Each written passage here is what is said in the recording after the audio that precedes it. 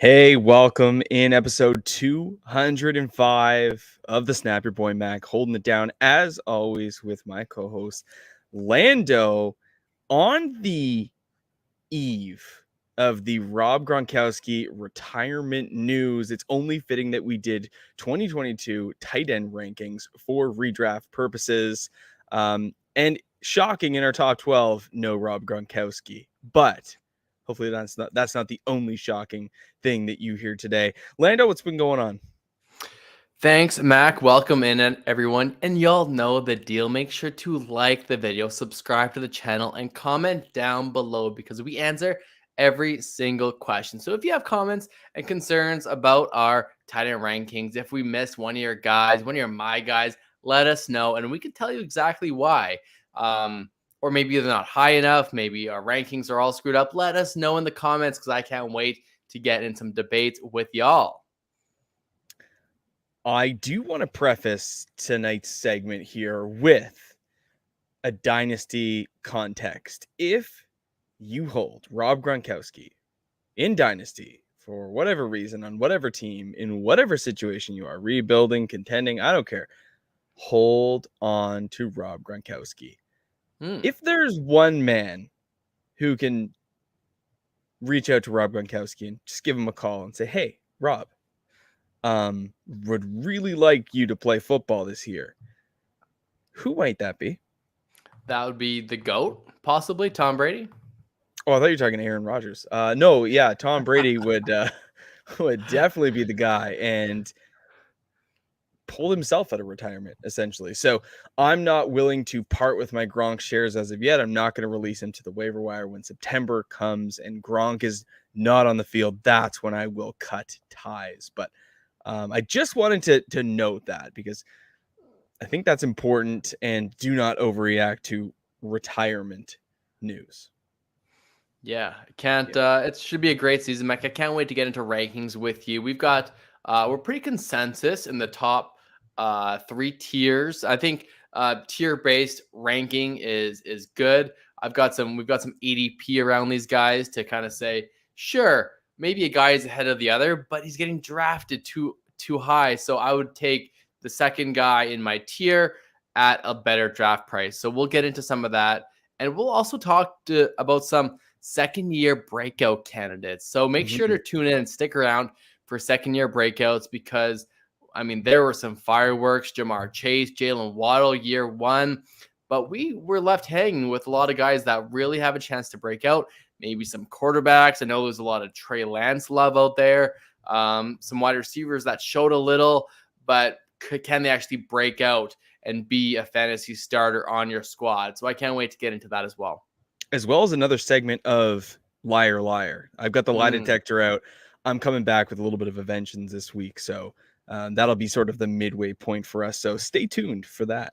Those of you with us on YouTube, hope you're having a good evening. For those of you that are going to listen to this on audio in the morning or sometime near after this recording on June 21st, thanks for being here with us. We appreciate you guys.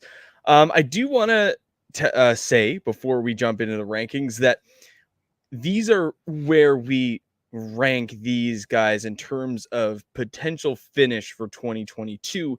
This is not the order in which we would draft them. So we might rank Travis Kelsey as the number one. We might rank Mark Andrews as the number one, but we might not take them as the number one because ADP plays such a part. As of right now, I believe Mark Andrews is going behind Travis Kelsey almost a full round. I would rather have Mark Andrews at ADP costs than Travis Kelsey and paying up for him. Spoiler and even though alert. I think he'll be the better option, will he be that much better than Mark Andrews for a full round premium? And that's probably a no. Yeah, I like it. Yeah. Perfect. Cool. Let's go ahead and get these rankings up on screen. There we go.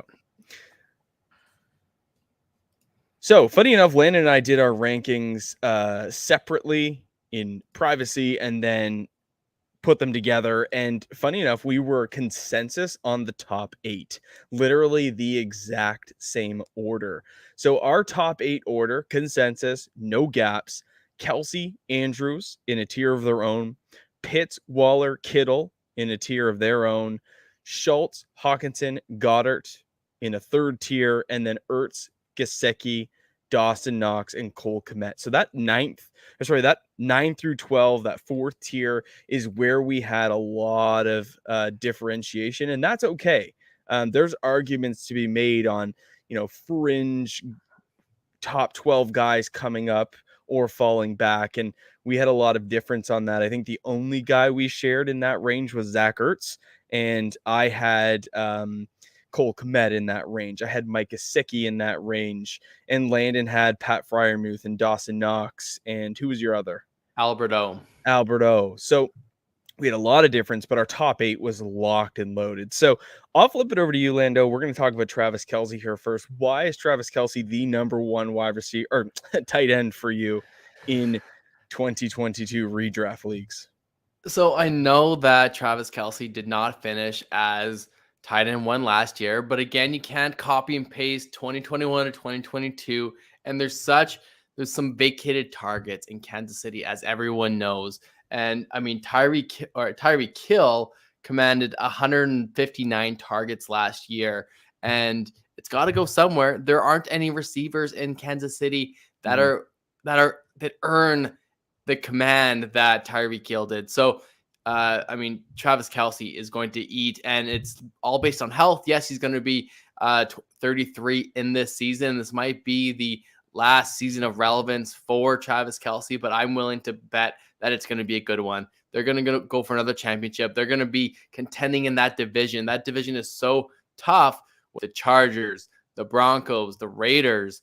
I mean, they're going to have to throw the ball a lot. And we know that Travis Kelsey is going to command those targets. He's the only one that Patrick Mahomes really has that connection with. So the target's going his way, the touchdown opportunity. It's going to be, locked and loaded for Kelsey. Yeah, we've seen a history in the past of wide receivers changing teams, not necessarily having fantasy success right away. And so we look at this roster now, Juju Smith-Schuster coming over, Marquez Valdes-Scantling coming over. Some of these guys might struggle, and the safety valve for Pat Mahomes has been Travis Kelsey. Funny enough, Travis Kelsey, since 2016, fantasy finishes, you mentioned it last year, second to Mark Andrews. Every year prior to that, first. There's really no reason for him to not be the one, in my opinion. Now, again, that's just my opinion. When you look at like vacated targets, it's not necessarily all going to go to Travis Kelsey, but when you look at reliable receiving options, he is the one that sticks out. And I just think, we've seen Travis Kelsey be the wide receiver 1, or he is a wide receiver 1. We've seen him be the tight end 1 without Pat Mahomes. We've seen him be a tight end 1 with Pat Mahomes. There's no real reason to think that because the offense doesn't have Tyreek Hill anymore doesn't mean Travis Kelsey can't be the one. Because he's turning 33 in October doesn't mean he can't be the tight end 1. So I'm firmly on the side of Travis Kelsey here in 2022. Love it. So, but time is ticking. Time is ticking, and that's really the only argument against Travis Kelsey is his age. So We haven't seen him deteriorate. We haven't seen him slow down yet. It happens to the best of them. I mean, Gronk just retired, and he's younger than Travis Kelsey. So, hey, you never know, but I'm still willing to take him first. If he falls to where Mark Andrews is, I'll take him there. But I love the value of Mark Andrews going, like you said, almost a round later. What is the current ADP on Travis Kelsey? So 12.1 back of the first round. It's a hefty price to pay for Travis Kelsey. Don't get me wrong. He's a positional advantage. He does give you that upgrade over your league mates. But Mark Andrews going at what? 19.9, something like right around back of the second. Back of the second, yeah. It's a totally different end of the spectrum. If you have a late first, like you've got the 110 to 112, Travis Kelsey's in your wheelhouse. Whereas if you have the 101 to 103, Mark Andrews is coming back to you if you want to take that. So depending on your draft pick, that's going to dictate whether you get a share of those guys. I would much rather have the, let's say, Jonathan Taylor, Mark Andrews split than say a Travis Kelsey and Alvin Kamara. I think that I would rather have the value on Mark Andrews if I do think he can take Travis Kelsey once again. But moving on to Mark Andrews. And I should know that these are redraft rankings, right? Correct, so these not rankings dynasty. are not dynasty rankings. Yeah, I have put it in the title of the video, and I hope you will put it in the title of the podcast. But yeah, Mark Andrews, we had a chat, like if we were doing dynasty rankings, would Mark Andrews be ahead? And I think the resounding answer was yes. Mark Andrews will be ahead for a couple reasons. One, he is significantly younger, 7 years younger to be, or sorry, 6. He turns 27 in September. So 6 years younger than Travis Kelsey, plays in a high-powered offense that is not a pass-heavy offense, but Mark Andrews is severely efficient and has a large red zone target share. The areas on the field where you need Mark Andrews to be dominant, to be effective, he is wildly effective and efficient. And so I just think with this team and how many plays they run, the most in the league, it's 70 a game. Mark Andrews, there's no reason for him not to be either 1 or 2 in your dynasty ranks. And I do give him a bump over Kyle Pitts currently. Yeah, I think it's a no-brainer. I love the value of Mark Andrews. I like the player. I like he has the potential to be the number 1, obviously, even though we don't have him ranked this way. Mm-hmm. There's no downside for drafting Mark Andrews where he's getting drafted right now. For sure. Yep. Yeah, Mark Andrews at his ADP just feels like an absolute steal in, if you're going to compare him to Kelsey. So Kelsey and Andrews in a tier of their own, 1 and 2 interchangeably, depending on your preference. There's no arguments there. But as we jump into the second tier with Kyle Pitts, number 3, again, tiering.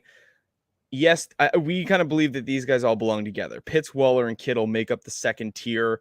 If you had, let's say, Kittle first and Pitts the bottom of this tier, I wouldn't blame you, as we see them as equal talents with equal opportunity shares, and they should be somewhat equivalent for fantasy purposes. But we do have Kyle Pitts ahead. Talk to me about Kyle Pitts, why you like him at 3 here. I mean, you are a big advocate for Kyle Pitts, and he showed out in his first year. And we believe that the talent of Kyle Pitts, where they drafted him, the opportunity that they're going to provide to him, regardless of who's at quarterback, he will get his targets. He'll get his target share, and the touchdowns will come. He's so young, so athletic. This is an upside play. This is a play that, I'm willing to take. I want that positional advantage. He could get into that tier above with Travis Kelsey and Mark Andrews. We don't have it ranked that way right now, but he has the physical ability. It's going to have to depend on the quarterback. He's not in a good offense. He's not going to score a ton of touchdowns because of that offense. But what he can do with the football, what his big frame body can be, we loved him coming out of college. This is just a really good player, and we're betting on the talent of him, regardless of it's Mariota or Desmond Ridder. I think it's going to be safe for Kyle Pitts, and the name value as well, I want to say, will hold some value. So if you do want to trade away, say you take a guy, Zac Ertz or Albert O late, and they hit. So sure. then you could trade away Kyle Pitts, and his value stays high because of that name value and who he is. I think for me with Kyle Pitts, he coming out of college, out of Florida, he was one of the most sought after prospects at the tight end position. No one ever seen a guy this big with this type of athleticism, and he lived up to the bar. He was the second rookie tight end to break 1,000 receiving yards of all time. And so, he reached a pretty high achievement level in his opening year with a quarterback who in my opinion, is on his way out. He is riding off into the sunset. I know Matt Ryan got an extra chance here with Indianapolis, but Matt Ryan took 40 sacks. Matt Ryan was not, MVP caliber, Super Bowl contending Matt Ryan last year. He had a fairly depleted wide receiver core. Kyle Pitts was subject to a lot of double coverage, and they had next to no run game. It was a Swiss Army knife approach with Cordero Patterson, a wide receiver converted running back. So this team had a lot of holes, and Kyle Pitts still broke 1,000 yards with an extra game. Sure. Marcus Mariota is not that bad of a quarterback. Career 77 TDs to 45 interceptions. The one thing that 63% completion percentage, but the one thing I want to touch on is his rushing yardage. He is a mobile quarterback, and that's one thing that I think Marcus Mariota can offer Kyle Pitts is more opportunity. If Matt Ryan is over pursued, he has at his age no ability to escape a pocket, no ability to extend a play, whereas Marcus Mariota is quite competent in that area. So I can see more opportunity for Kyle Pitts, and when you get Kyle Pitts improvising, I think, with his frame, his athleticism, he'll be able to find some space in the field. So I'm not bullish on Kyle Pitts going into this year, but I do think that Marcus Mariota is a little bit better than people give him credit for. And if he's bad, they have Desmond Ridder to give it a shot. So I see both as potential upgrades to Matt Ryan. And roughly half a round later, Kyle Pitts is going around pick 26.6. Now this is at the end of June. It's hard to say. If he starts to climb, the risk factor for me gets a little too rich for me. Right now, I'm not willing to reach on Kyle Pitts at all. I would rather take him at his ADP or take some value even if he maybe slips into the early third. Yeah, for me, the tight end position is either your strategy is to pay up and get a true difference maker, or to hit on somebody like, a TJ Hawkinson that might fall down a draft board, or let's say a Dawson Knox who is very effective in the touchdown department, let's just say, or Cole Comet on a breakout season. You punt it, you get the value, maybe you get 2 or 3, you stream them. That's the play. I typically don't like to fall into the area of Dalton Schultz. It's right. Like, oh, it's a 5th round pick. That just feels like the kind of dead zone for me. It feels like a lot. Yeah. So Darren Waller is next, and he's going at pick 35.5 roughly. Mm-hmm. And I talked about this last night. I was on a show, and the Raiders offense is in a very tough division. But that's going to make them and force them to pass the football a ton. And with Davonte Adams and Darren Waller, I think they're going to be able to convert those third downs and make first downs and score touchdowns. They're going to have to throw the football. And I think it's going to be just fine for Darren Waller. I like him here. He could be in that tier with Mark Andrews as well. He's a guy that I would consider reaching on in that George Kittle range. But I do like Darren Waller. He just needs to stay healthy. And I think that's maybe the biggest concern with him and Kittle going forward. They were hurt a handful of games last year and burned a lot of fantasy owners. Big time. I think when you look at Darren Waller in the season the Raiders had, there was a lot of distraction with the Gruden, firing, if you want to call that. And Ruggs too. And the Ruggs arrest, there was a lot of distraction. There's a lot of things happening internally. Needless to say, what happened on the football field was Darren Waller came out and dominated the first week of the NFL season. He had 20 targets. And defenses quickly said, oh, we got to take this guy away or we're going to get burned. And saw a lot of double coverage. Either had a tough corner matchup and a safety sitting back, or, got killed by zone. He was still fine, but he wasn't the league winner that you wanted him to be. Now you insert a guy like Davonte Adams into this receiving core, and you've got Hunter Renfrow with a lot of confidence. Darren Waller is not going to be able to be double teamed, or else you'll get killed by Davonte Adams and Hunter Renfrow underneath. There's no two ways about it. So I think the acquisition of Davonte Adams is good for Darren Waller. Like he might not have a 24% target share, but he might not need it with the efficiency that he gets. And one thing I love about Waller that I'll just bring up, he was the third most deep targeted tight end in the league last year. So with Adams, he might have the ability to, create a mismatch or go downfield and really have some more higher value fantasy touches. So I think he's fine from a productivity standpoint. I actually like this offense this year for him, and Derek Carr could surprise a lot of people.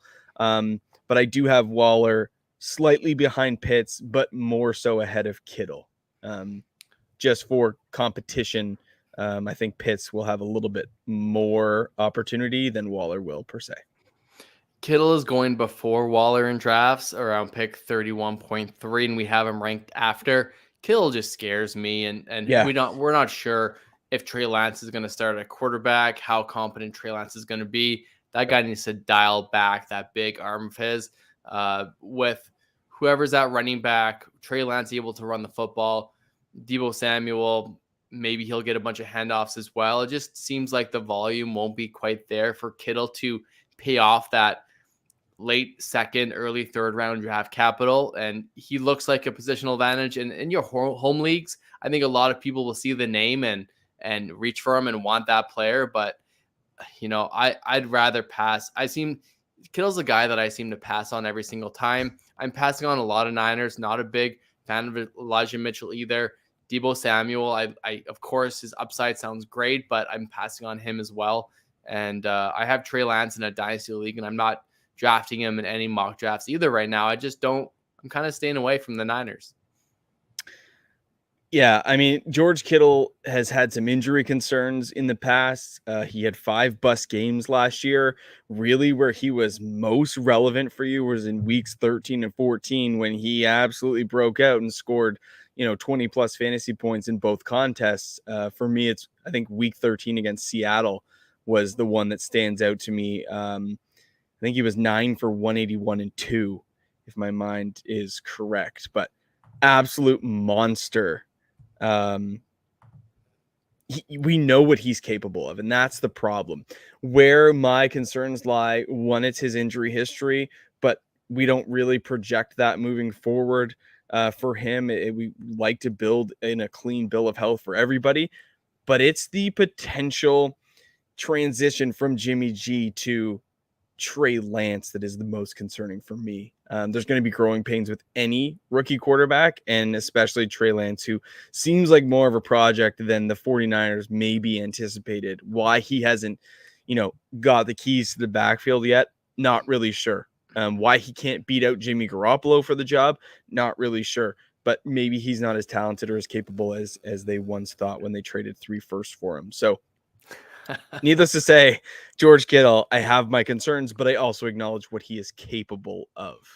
Oh, of course. There's upside in that offense as well. And maybe when ADP irons out a little bit, he'll fall and he'll become a guy I'm looking at. And I prefer him over the Schultz, Hawkinson, Goddard range. Yep. But if I can get them at pick 60, then we're talking a whole different story. Jumping onto a whole different story, somebody who jumps up here, Dalton Schultz, into our top 6 for 2022. What do you like about Dalton Schultz's game here or opportunity, putting him up this high? I mean, you've heard this before, the vacated targets of Amari Cooper, and Dalton Schultz had a great season. He finished tight end 3 last year, commanded over 100 targets. I like this Dallas offense generally. And I think that Dak Prescott's going to be just fine, and it's going to be good things for Dalton Schultz. He got paid, I believe, this year. Under the franchise tag. Okay, so I'm just seeing here, latest news, contract extension seems likely. So we'll see. I think Dalton Schultz gets an extension, and I mean, Dallas will pay their players. I think that you want to be attached to this Dallas offense. They're going to be competitive in every game. Vacated targets. We're not sure about CeeDee Lamb if the breakout will actually happen. I know a lot of people are projecting that to happen, but it feels like every time that they're in the red zone too. Dalton Schultz just seems to be a target for Dak Prescott. He scored 8 times last year. I'm just a fan of him. I think he's a very safe tight end. I don't know if I love it in that late 5th round, depending on how many teams in your league. But at that range, you have 2 running backs, 2 wide receivers, and a tight end. If you take a quarterback early, you can't afford to draft Dalton Schultz. It's just not in the cards. But it's rich for me. I don't like the ADP, but I like the player. It's exactly it for me. I think Dalton Schultz will finish this high. I just don't think I'll have much exposure to him because of where he's being drafted. To touch on his contract situation real quick, he did sign the franchise tag, which is about $11 million for a 1-year deal, but he wants a longer term deal. So he did end up joining, basically it was like an optional workout, but he ended up skipping the back half of the workouts because he wanted to hold out for more money. And when you look at like what other tight ends around the league are getting, David Njoku, for example, 4-year, $57 million. Dalton Schultz thinks he is worth that money as well. That's max value for a tight end too. So it looks like it's imminent. It looks like it's going to happen. And he is going to attend the mandatory minicamp. So it's not like things have soured here. But if Dalton Schultz can get the bag, get a longer term deal, I think that also speaks to the potential commitment that they have for him. And Dallas has had a sort of carousel of tight ends. If we look to pre-Dalton Schultz, it was Blake Jarwin, who a lot of people were super high on. So this is a high-powered offense that has lost a big piece that needs it to go somewhere. And Dalton Schultz has that chemistry with Dak Prescott. So yeah, I think he'll finish this high. I don't think I'll have much exposure to him, unfortunately. Yeah, sounds good. Yeah, so he had just as many targets as Amari Cooper. They both had about 104 targets. So the volume is there. Absolutely. Yeah. Absolutely there. Let's talk about TJ Hawkinson. Yeah, one of your favorite guys. We've been a fan of TJ a lot. The only downside is there's always going to be that Detroit Lion stank around this player. We love the player. He seems to have a disappearing act from time to time. Hopefully that Jared Goff can rely on him. I think the Detroit Lions are going to be a sneaky good team. They play hard. They play to the very end. And that Dan Campbell way. Yeah. Sometimes Hawkinson is a beneficiary. Often it seems to be DeAndre Swift while he's healthy. That garbage time. But I like TJ. People might have Dallas Goddard ahead of TJ based on the offense and the projected finish for the Philadelphia Eagles because they're loaded with talent now with Brown and Devonta Smith and Goddard and Sanders and Hurts. People have Hurts as the number 1 overall quarterback. Like it's getting out of hand this year already about the Eagles. Yeah. So we're not getting really all wrapped up into that hype right now. But we do like Goddard. We like the talent. But you have to rely on inaccurate quarterbacks for both players. So I'd prefer the consolidated target share of TJ Hawkinson. I'm just a fan of him and his talent. Yeah, so like for me, again, I've always been a big fan of TJ Hawkinson. I do still believe in him, his talent. He's missed some games. He missed 4 games last year, averaged 7 targets per game, which is fine.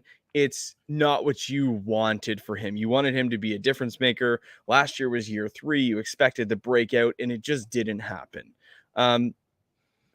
Was that to do with anything in particular?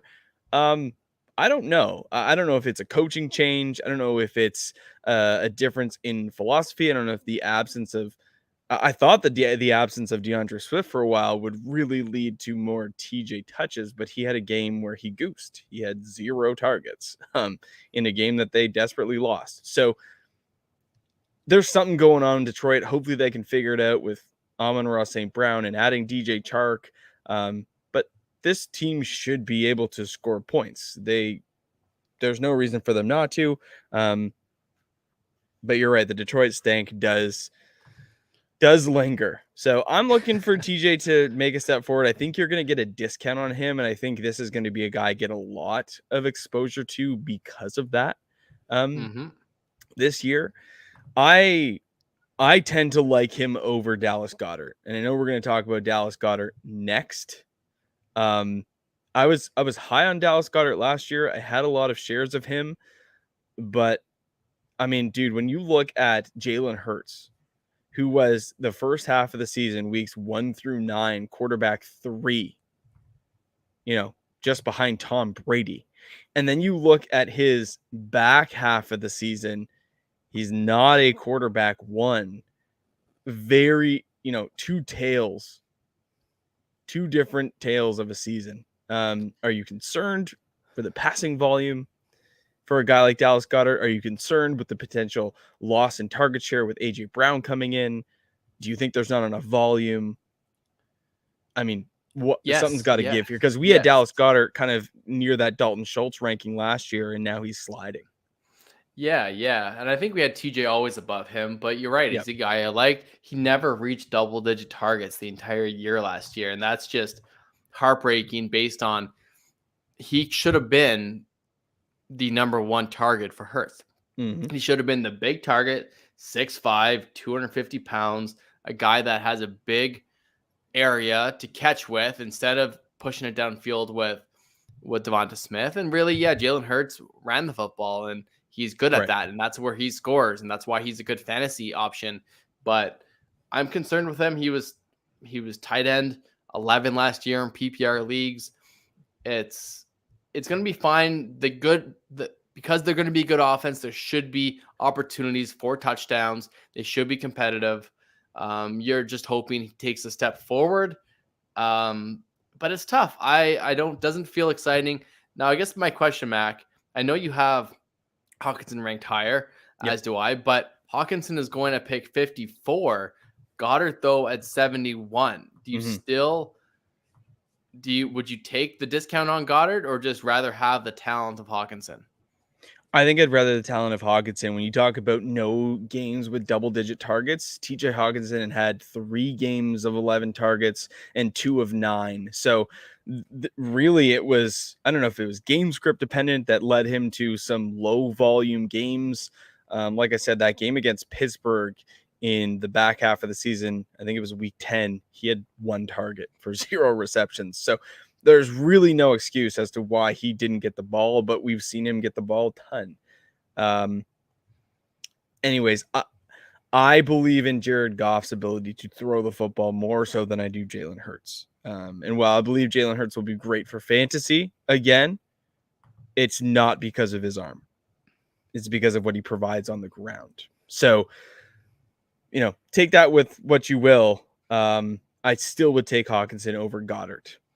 Even at their ADP. So that's important. That's important to note, for sure. Even at ADP. And I'm a little bit of a truther. I acknowledge that. There is some absolute bias for TJ Hawkinson. So I do get it.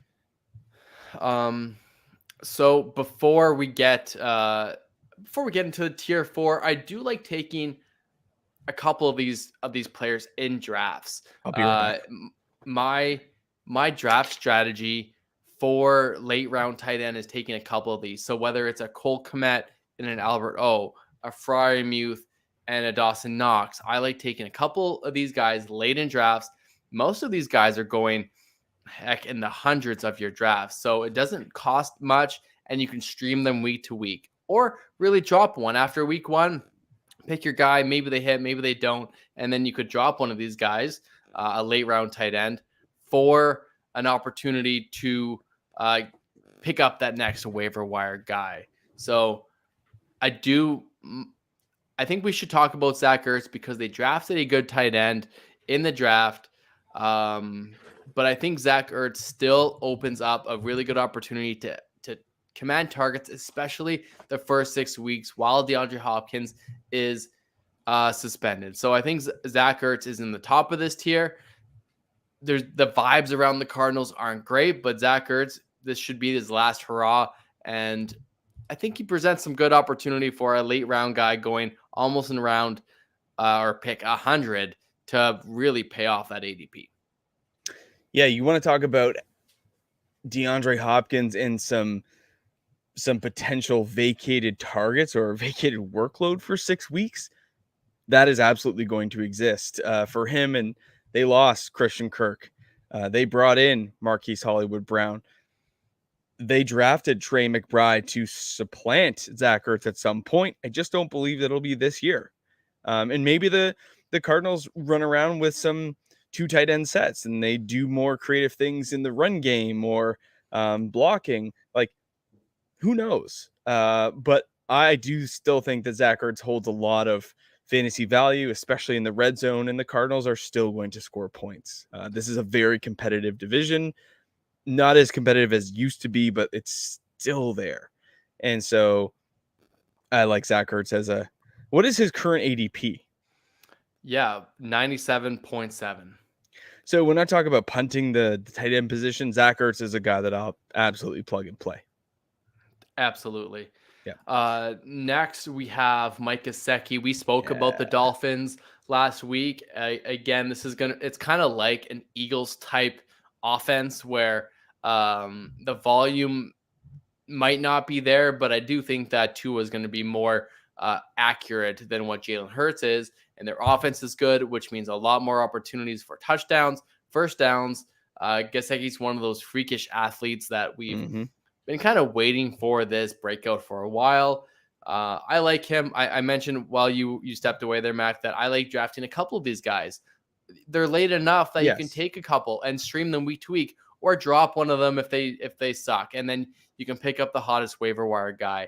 But Gaseki's one of those guys that of course I like. It doesn't give me the warm and fuzzies, but I don't mind them. Coming off a career high 112 targets last year, will that go up? Potentially not. We might not see a step forward, but we might see a step forward in his efficiency. With nearly 30 more targets last year, he only accrued 77 more yards. So he was very inefficient in terms of yards per reception, down about 3 points from 2020. 3 yards, I should say. That had to do with Tua throwing it short, to the offense not necessarily clicking, to him being in and out of the lineup, lack of chemistry. Who knows what the actual reason was for that? I'm going to say a combination of the things, but bringing in a guy like Tyreek Hill might take the spotlight off a guy like Gaseki. And this is narrative street, but it's really all we have for a situation. We have no idea how it will play out, but I'm projecting that Gaseki will, hang on to his 18% target share, but be a little bit more efficient. So hopefully, if he can see around 100 targets, maybe that'll lead to, 75 receptions, a high completion rate for a guy who might be able to find some space with Waddle and Hill zipping around the field. Yeah. And a lot of running backs, like a lot of running backs. Yeah. Yeah. Next we have Dawson Knox, and this is basically on me because I had him ranked at the top of this tier. You know what? Let's just throw out there that I have the clone of Dawson Knox in my rankings of Hunter Henry. Yeah, exactly. They both were extremely efficient when it came to touchdowns. They had around 75 targets. It's a wild ride that Knox and Henry had, and I'll take the bit better offense, the more explosive offense. But heck, I still think that the New England Patriots are going to be just fine, and Hunter Henry is going to be just fine. So either way, again, I like taking a couple of these guys. I'm not going to rely on Dawson Knox every single week, nor am I going to rely on a guy like Cole Comet, who I love, but that offense just ain't that good. He'll have his weeks. He'll have his time in the sun and the touchdowns, but between him and Friermuth and Albert O and Hunter Henry, these guys aren't every week starters, despite them being in our top 12 tight end rankings. That's just not the position. There's a handful, like literally maybe 5 guys you can count on every week to be that positional advantage. The rest are kind of matchup dependent and touchdown dependent as well. Agreed. Yeah.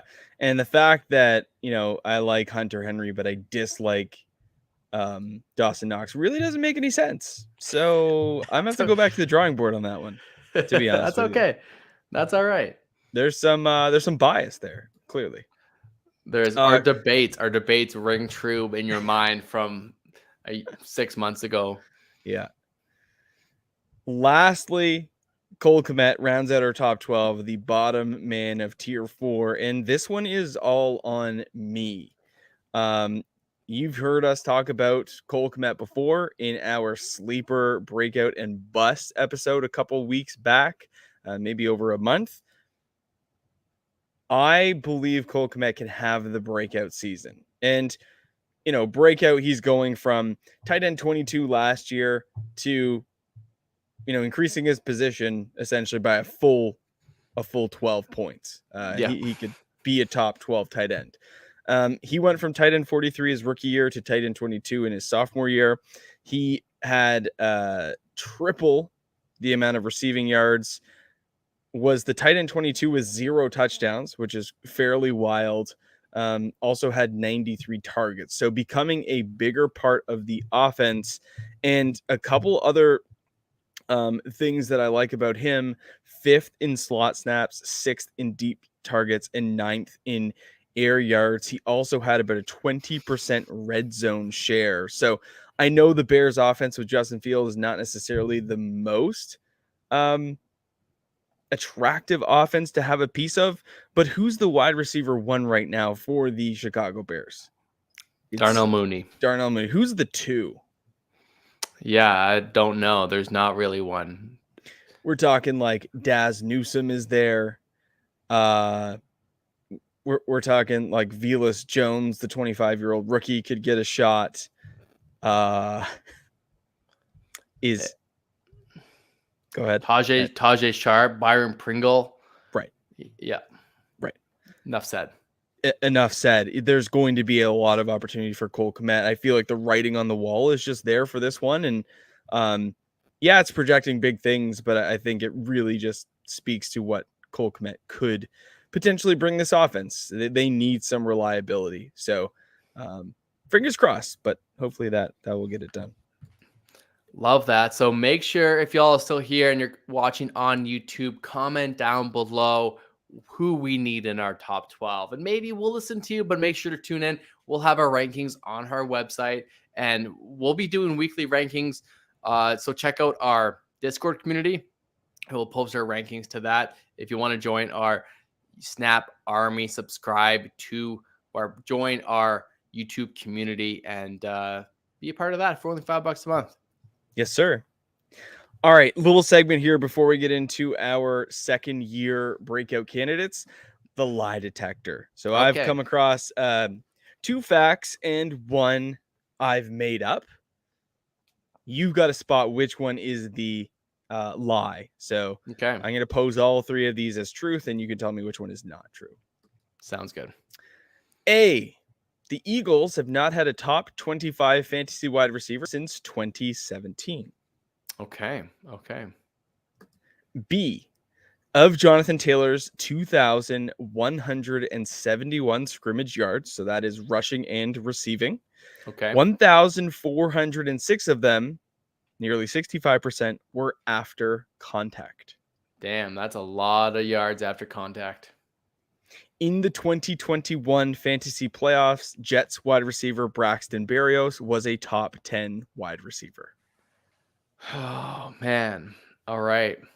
So I think it's getting into, I don't think you would do there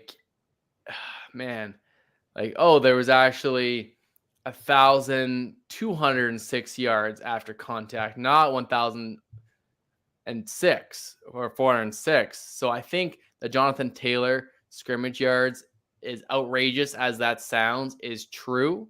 Mm-hmm. Now, I don't recall the Eagles, so it would be Alshon Jeffrey was the last Eagles top 25 wide receiver, but I don't remember when he was there. And as far as the 2021 playoffs, I do remember Braxton Barrios being up there. So I'm going to just go with A being the lie and Alshon Jeffrey kind of maybe being there sooner, or I don't know which Later? way to go Yeah. later. So yeah, I think A is the lie. Eagles wide receiver finishes 2021, Devontae Smith 29th. 2020, we had Greg Ward Jr. at 55th. Okay. 2019, Alshon Jeffrey, 54th. 2018, Alshon Jeffrey, 31st. 2017, Alshon Jeffrey, 15th. There we go. So A is true. A is true. Alshon Jeffrey was the last top 25 wide receiver since 2017 for the Eagles. The lie is Jonathan Taylor. Oh, okay. How many yards did he have after contact? 926. Oh. All right. So I added nearly 500. Okay. Seemed very okay. All right. Well, there you go. And Braxton Barrios was the wide receiver 9 from weeks 15 through 17 last year. Yeah. I remember. I remember Braxton Barrios being being very good. Annoyingly good. So, but oh yeah. Okay. Anyways, let's keep moving on. You're trying to figure out the Eagles one, aren't you? Yeah, the Eagles one. So it was 2017 or 2018 that he was a top 15 wide receiver. 2017. It was 2017. Okay. Yeah. So they haven't had a top 25. I wanted to put top 30, but Devontae Smith was 29 last year. Right. So I couldn't put top 30, which I wanted to make it as outrageous as possible. But right. Okay. They've not had a good track record as of late. Before then, they were actually, top 15 every single year. Yeah. Well, you could have put top 15. Really? No. That would also be true, wouldn't it? Though. But yeah, you want to be outrageous. But I wanted the higher. Yeah. The higher, the more outrageous, right? Gotcha. So top 30 would have been awesome, but I couldn't do it. But yeah, it's okay. So Mac on the board.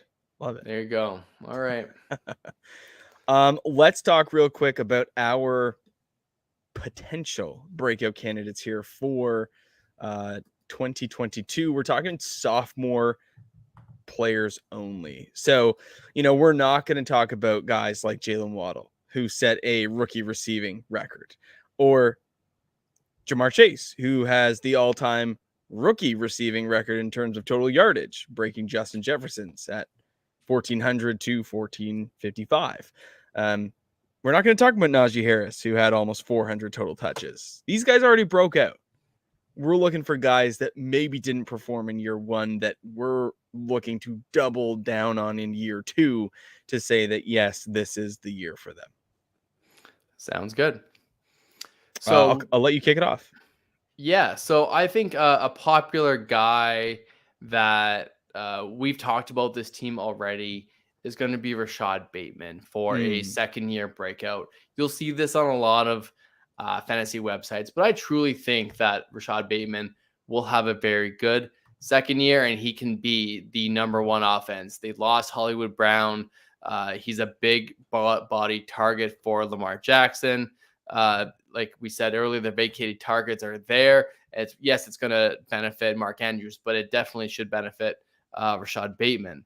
Now, if I need to find his ADP right now to see where he actually is going, but I think he's going late. So his ADP is 82.8. So not great, but not bad. You really do need to project him to be good because he didn't show a lot in year one. But he's a guy that we really liked last year coming into his rookie season. We comped into a guy like Davonte Adams with his skill set, size, and ability. So I think it's a guy we're betting on the talent, the offense, the ability to make plays. He's not going super high. I don't love the ADP, but I think he's got a ton of potential. So I do really like Rashad Bateman. I do as well. I mean, this was a guy that we both really, really liked. pre-draft last year. We did a nice profile video on him. You can go back and watch that and see how much we liked him. He came into the combine. He measured significantly smaller height and weight than what was touted. But I said to Lando, like, the film is the film. What Rashad Bateman did on the field is the same. It's not like, oh, he's smaller than I thought, so the film is now irrelevant. Like, no, this is still his productivity, his play style, whatever. Look to Marquise Brown, who leaves. That's a big hole in the offense. And Sammy Watkins is no longer I guess he was with the Chiefs, so that's really an irrelevant point. But they've had some pieces leave. Mark Andrews is the true number one in that offense. Who will step up and fill the shoes of Hollywood Brown, who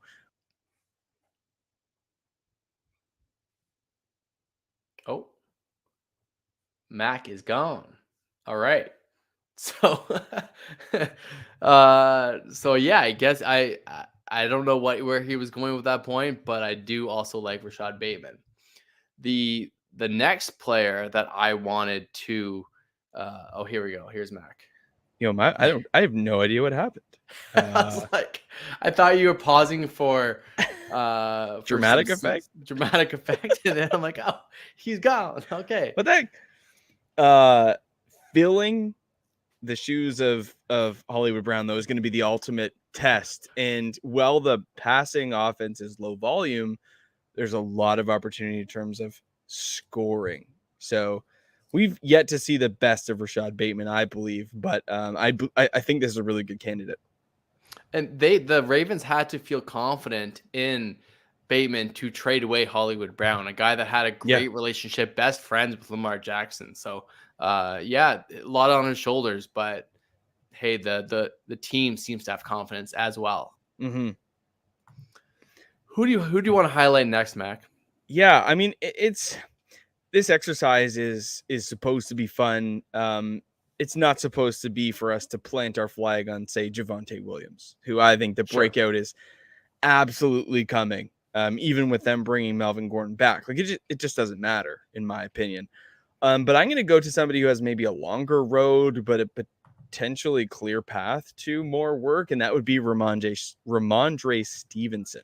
Deep dive in, love that. Yeah, so Ramondre finished as running back 42 last year in half PPR leagues, averaging just under 10 fantasy points per game. That puts him in a very similar tier to Rashad Penny and Clyde Edwards-Helaire. Other running backs who average the same: Chase Edmonds, Saquon Barkley, Michael Carter, and A.J. Dillon. Those are players that are in and around his, and only a full point behind Javonte Williams. So he had opportunity. He was very efficient with the ball, 4.6 yards per carry, which, funny enough, is what Damian Harris averaged last year. So, this system in New England has a tendency to rotate through backs. But when you look at Damian Harris, his fantasy output was largely dependent on touchdowns. He had 15 of them. 15 touchdowns. Did not break 1,000 yards, had only 202 rushes because Ramondre Stevenson ate into his workload. 133 touches as a rookie, averaging almost 5 a carry.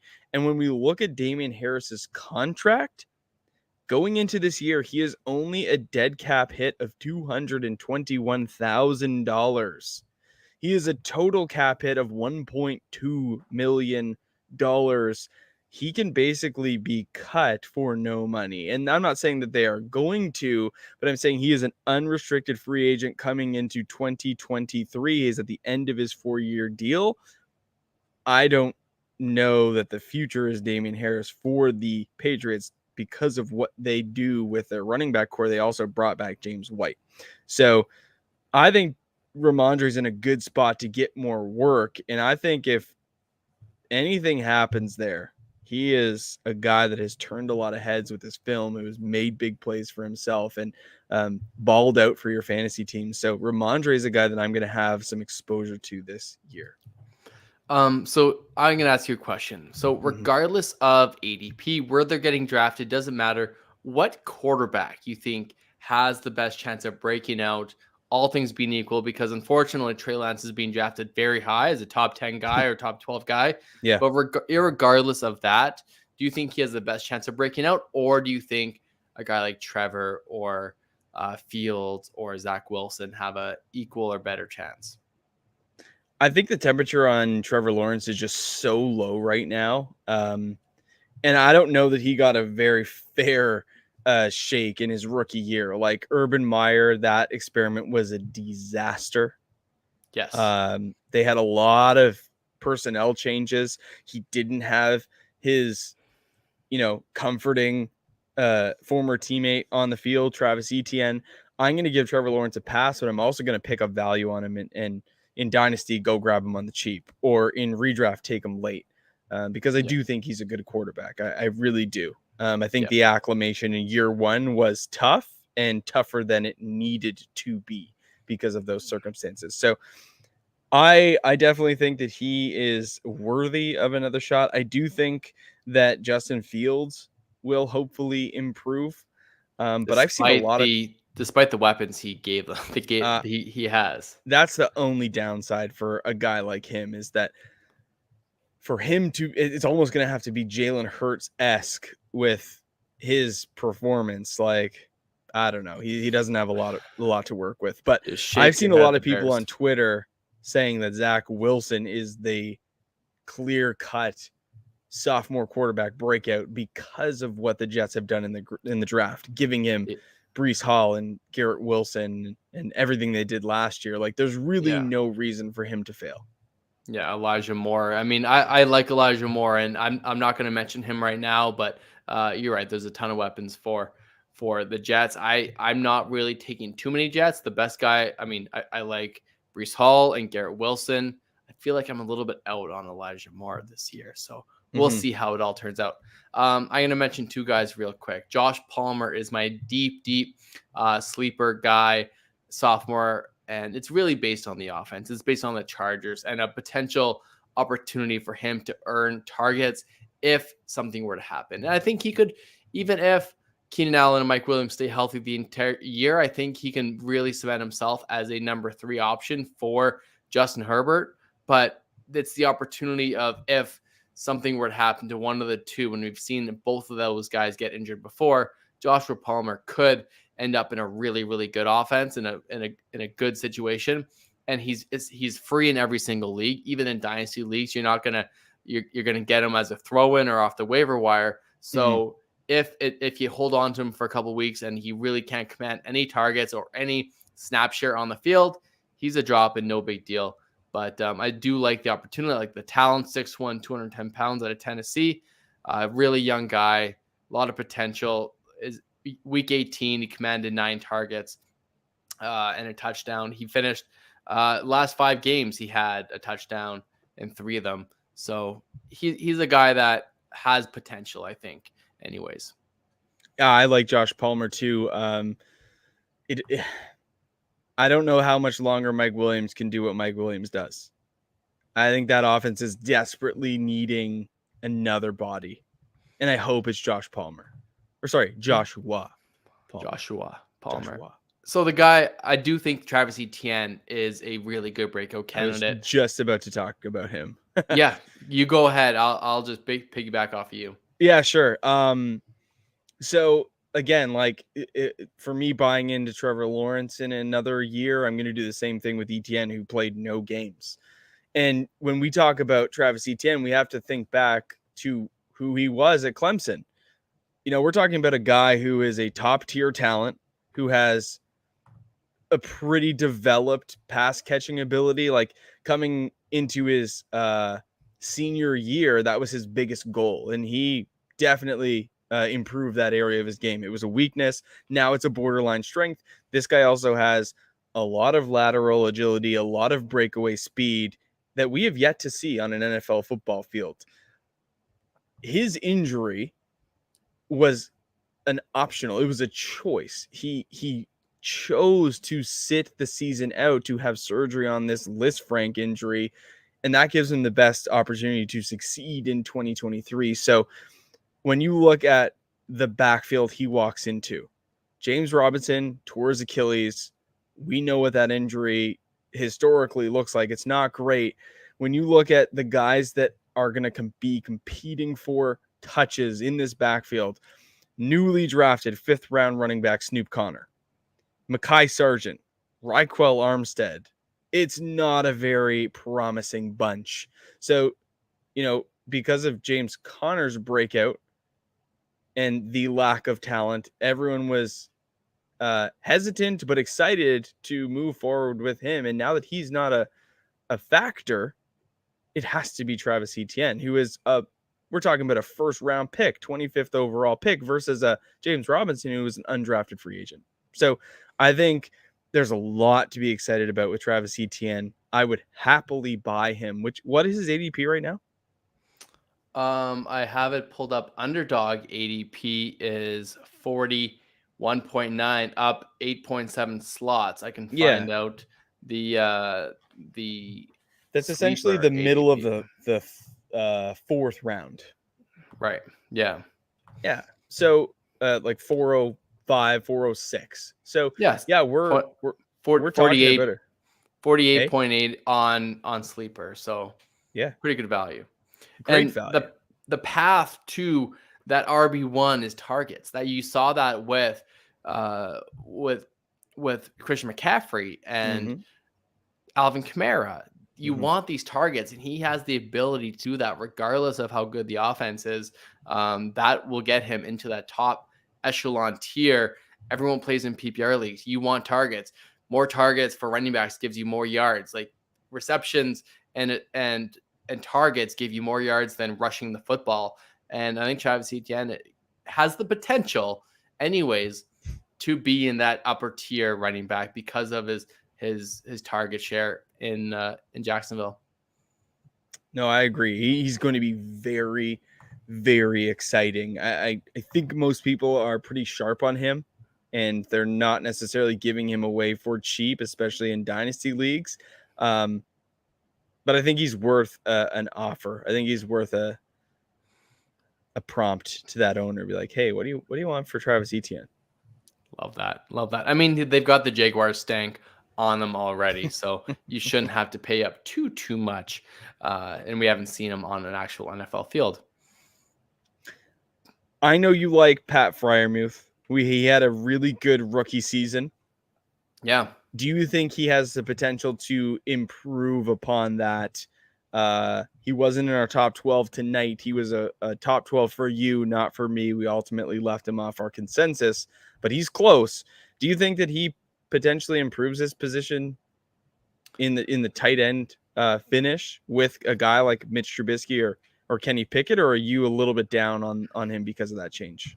I like Friermuth. I think he has a ton of potential. He had a really good, relatively speaking, rookie year, and we don't typically expect rookie tight ends besides Kyle Pitts to have big years. So I do think that Friermuth has a path to being relevant on the scene, and I don't care who's at tight end. If it's Trubisky, that's great, and that'll be just fine. I hope that Kenny Pickett gets an opportunity. If he does, I think that's probably better for Friermuth, and I like it. I think Friermuth has a really good chance to have a breakout season this year for a second-year player. Love it. Well, guys, hopefully you enjoyed those tight end rankings, Liar, and our sophomore breakout candidates. Let us know in the comments below if you are watching this after the fact who your top tight ends are, or who your breakout candidates are for sophomore players. We would love to hear from you, and join that Discord if you haven't already. There's going to be lots of content, lots of conversation happening over there, and that's the best way to keep in touch with us and the show. For those of you that are with us on YouTube, appreciate you. For those of you on audio, feel free to leave us a rating and review. Really goes a long way to helping out the show.